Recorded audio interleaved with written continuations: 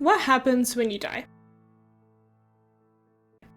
Hello all, I am Florence with Spider Lily Studio, and working on my own TTRPG, Cerebell.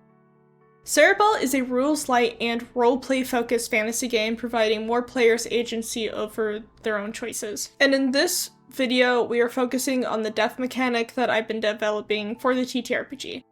When thinking about my death mechanic, my immediate thought was that in the world setting there is different beliefs.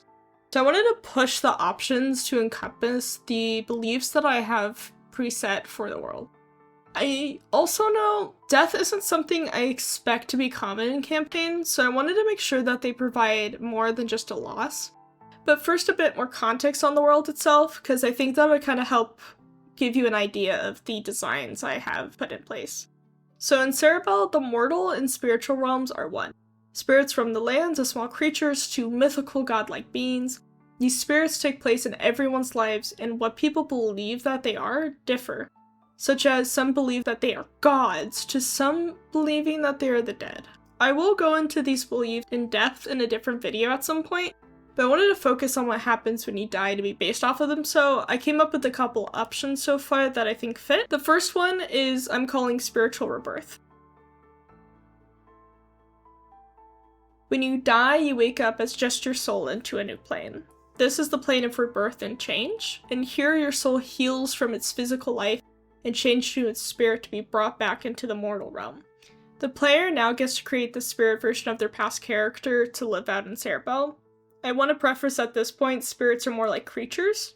I'm planning to eventually kind of have like a monster manual type setup for them. So the thought with that is also you can have that spirit maybe be part of a side quest or a future quest where it can be brought back in a way to kind of help think that the character's not just gone. Now, the second one I have is one last lesson. For those who don't believe in an afterlife, I thought of focusing on that final moment of your death. And so in your final moment, you share one final lesson to a party member. The lesson you share is one ability from your character sheet. As a person receiving this ability isn't well-versed, the ability is only able to be used for a limited amount of times before it's forgotten. What that is, I'm still up to determine as I need to playtest this feature. Now, the third one I've been calling my God's Final Gift. On your final breath, the god you follow blesses your party.